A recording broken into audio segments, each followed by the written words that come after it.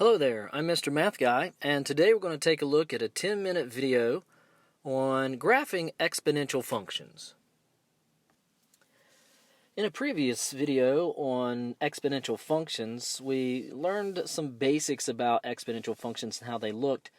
In this video, we're going to just continue to learn how to graph different exponential functions. So the first one we have here is y equals 3 to the negative x. All right, we have a negative exponent. So what we're going to do is just make us a table, and let's see if we can figure out what this graph looks like. Let's always plug in easy numbers for ourselves. So 3 to the 0. Anything to the 0 is 1. So it's 0, 1. We have a point. So you can graph that right there, 0, 1. Let's try 1. So that would be 3 to the negative 1. Remember, a negative exponent really just goes to the denominator of a fraction, makes it positive. So it's 1 over 3 to the first, which is just 1/3. So 3 or 1, 1/3 is about right there. Now if we tried 2, that would be 3 to the negative 2, because it's a negative in front of that x. So that would be 1 over 3 squared, which is just 1/9. And so it's getting really close to this x-axis right here, but it's never going to get there. It's never going to run into it. Because if I tried 3, that would be 1 over 27. It's getting closer and closer to 0, but never getting there. If I tried 4, it would be 1 over 81, and so forth. So it's getting closer and closer to this line that we call the asymptote. All right, asymptote. But it never gets there, never reaches there, and never go past it. Now, we tried some positive numbers. Let's try some negative numbers. Let's try negative 1. So that would actually be 3 to the negative 1, all right, because there's already a minus there. So 3 to the minus a negative is actually a minus a negative is plus. So 3 to the first power then is just 3. So negative 1, 1, 2, 3. And hopefully you can kind of see already now what it's going to look like. If I tried negative 2, that would be 3 to the second, which would be 9.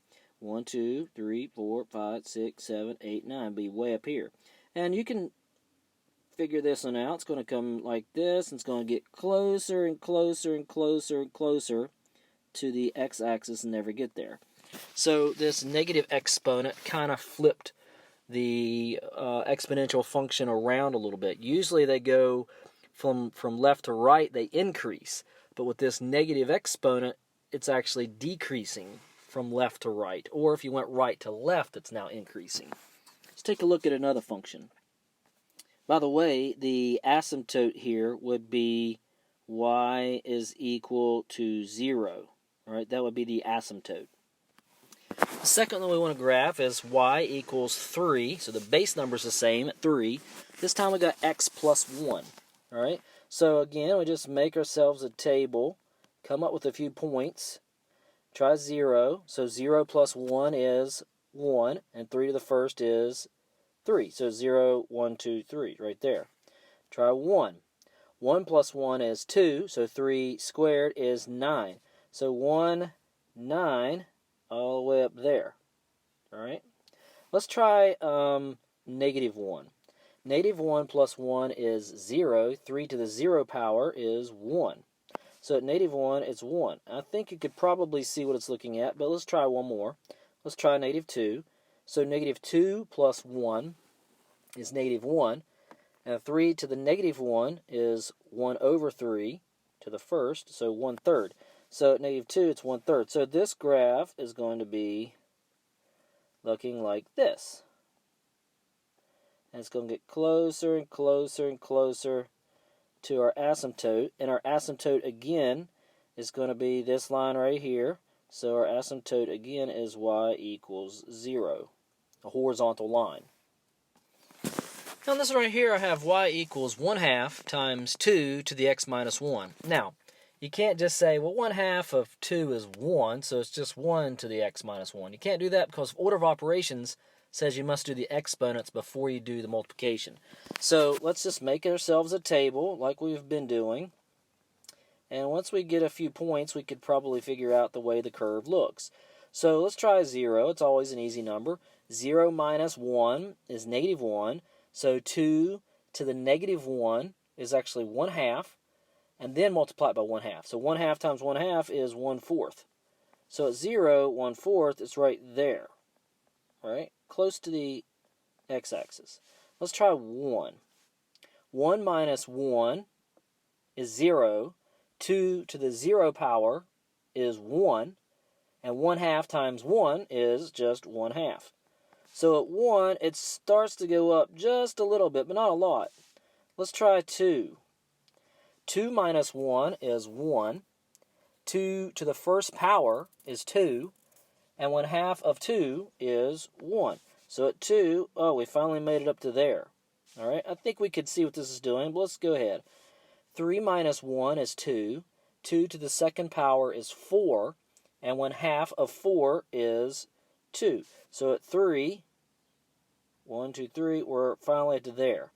Now, if we went backwards, let's try a negative number. -1 minus 1 is -2.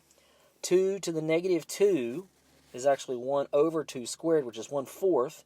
And 1/2 times 1/4 is 1/8. So it's getting really close. So this one's just going to be kind of a drawn out. It's going to gradually, and then at some point it will explode really, really high. And it's going to get closer and closer and closer to this asymptote. And our asymptote, again, is y equals 0. It'll never get, it's trying to get closer and closer. If you were able to zoom in, all right, it'll get closer and closer and closer to this line, but it'll actually never get there. For this last one that I'm going to do here, y equals 3 times 2 to the x minus 2 power. Not only am I going to graph this, but I'm also going to go ahead and state its domain, range, any kind of y-intercept, and any kind of asymptote, what the equation of that line may be.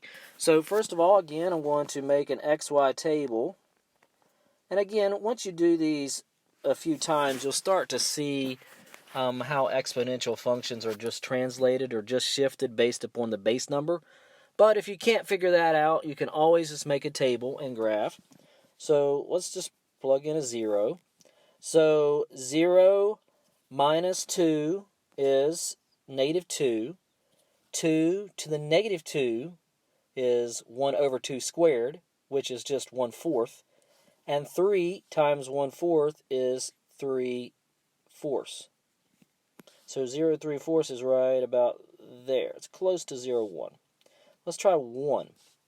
1 minus 2 is -1. 2 to the -1 is 1/2. And 3 times 1/2 is 3/2. So that is 1 1/2. So at 1, we're up to 1 1/2. Right there. Let's go ahead and try 2. 2 minus 2 is 0. 2 to the 0 power is 1. And 3 times 1 is 3. So at 2, 1, 2, 3. You can kind of see what this one's look like. Let's go ahead and go backwards, though. -1 minus 2 is -3. 2 to the -3 is 1 over 2 cubed, which is 1/8. And 3 times 1/8 is 3/8.